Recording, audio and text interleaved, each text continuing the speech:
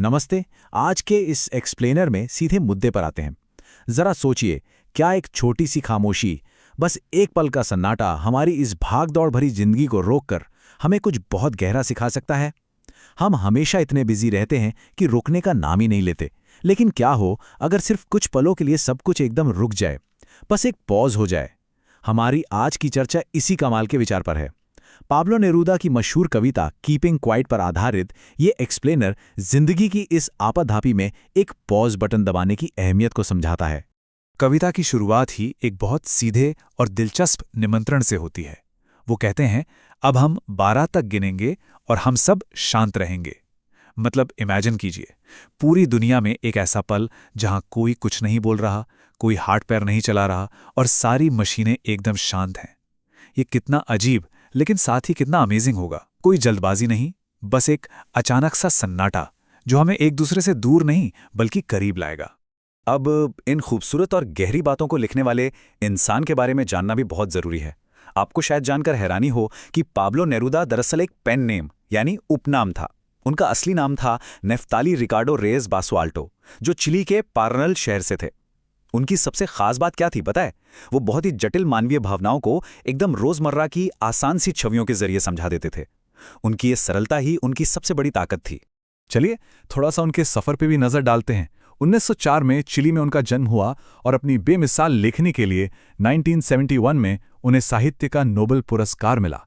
1973 में उनका निधन हो गया, लेकिन आत्मनिरीक्षण यानी खुद के अंदर झांकने का जो संदेश उन्होंने दिया वो आज भी उतना ही सच है।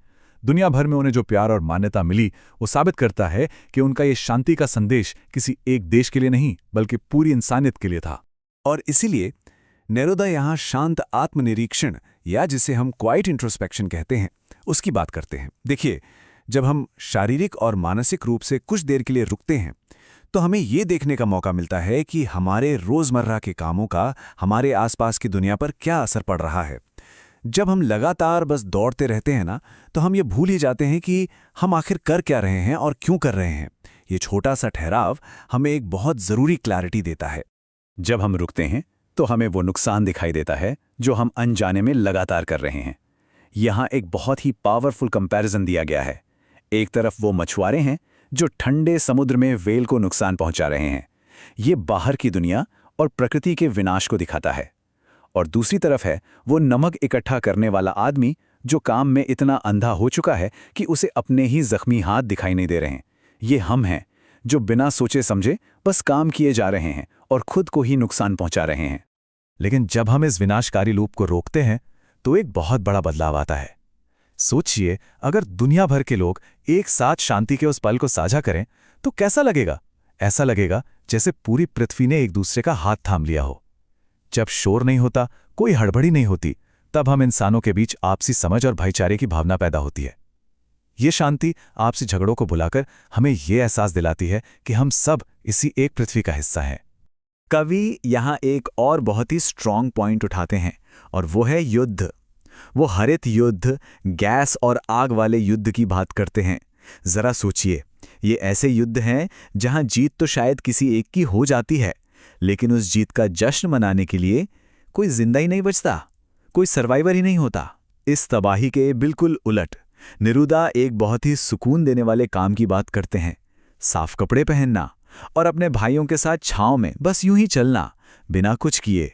तबाही मचाने से तो लाख गुना बेहतर है कि हम साथ मिलकर शांति से कुछ न करें। अब यहाँ एक छोटी सी लेकिन बहुत जरूरी बात।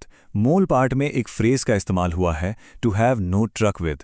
अब इसका मतलब ये नहीं कि किसी ट्रक की बात हो रही है। इसका मतलब है किसी चीज से बिल्कुल भी कोई वास्ता ना रखना या उससे बिल्कुल बर्दाश्त ना करना।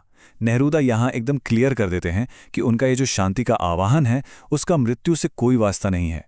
वे कहते हैं, मुझे मृत्यु से कोई सरोकार नहीं है। वे विनाश को पूरी तरह से रिजेक्ट करते हैं। तो इस बात को लेकर कोई कंफ्यूजन नहीं होना चाहिए। कवि खुद कहते हैं, मैं जो चाहता हूं उसे पूर्ण निष्क्रियता यानी टोटल इनएक्टिविटी नहीं समझा जाना चाहिए।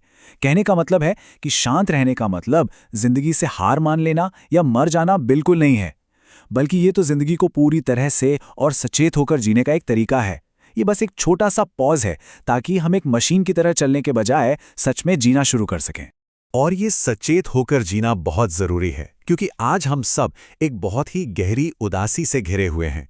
ये उदासी कैसी है? ये खुद को कभी ना समझ पाने की उदासी है। हमारा पूरा फोकस बस जिंदगी को आगे धकेलने में है। हमारी सोच इतनी सिंगल माइंडेड हो गई है कि हम खुद को ही मौत की ओर धकेल रहे हैं। हमारे पास रुककर ये सोचने का वक्त ही नहीं है कि इस अंधी दौड़ का आखिर अंजाम क्या होगा। तो इस सब का सल्यूशन क्या है? इसका सबसे खूबसूरत जवाब हमें हमारी पृथ्वी देती है। हाँ, नेचर हमारी सबसे बड़ी टीचर है। आप सर्दियों के मौसम को ही ले लीजिए। जब सब कुछ एकदम मृत, सूखा और शांत लगता है, तब भी उस खामोशी के नीचे जमीन के अंदर जीवन पनप रहा होता है। और फिर वसंत आते ही वो जीवन बाहर आ जाता है। तो जो चीज़ हमें ऊपर से एकदम शांत और रुकी हुई लगती है, वो असल में एक नई शुरुआत की तैयारी होती है। तो इस पूरे कॉन्सेप्ट को हम अपनी जिंदगी में कैसे उतार सकते हैं? इसके लिए एक बहुत ही प्रैक्टिकल और सिंपल सा अभ्यास है। बस अपना एक शांत कोना खोजिए और लगभग 5 मिनट के लिए शारीरिक और मानसिक दोनों तरह से एकदम स्थिर हो जाइए। बस कुछ मत कीजिए। आप खुद महसूस करेंगे कि आपके मन की स्थिति में कैसा कमाल का बदलाव आता है। सच में, बस थोड़ी सी शांति उस सुकून का एहसास करा सकती है जिसके बारे में नेहरूदा बात कर रहे हैं। आज के इस एक्सप्लेनर को हम एक बहुत ही गहरे सवाल के साथ खत्म करते हैं। क्या एक बहुत बड़ा साझा सन्नाटा हमारी उस उदासी को तोड़ पाएगा जो हमने खुद की नासमझी से पैदा की है? नेरूदा अपनी कविता के अंत में कहते हैं, अब मैं 12 तक गिनूंगा और आप शांत रहेंगे और मैं चला जाऊंगा। तो क्या आप उस शांति को अपनाने के लिए तैयार हैं? ये निश्चित रूप से एक ऐसा सवाल है जिस पर हमें आज शांत बैठकर गहराई से सोचने की जरूरत है।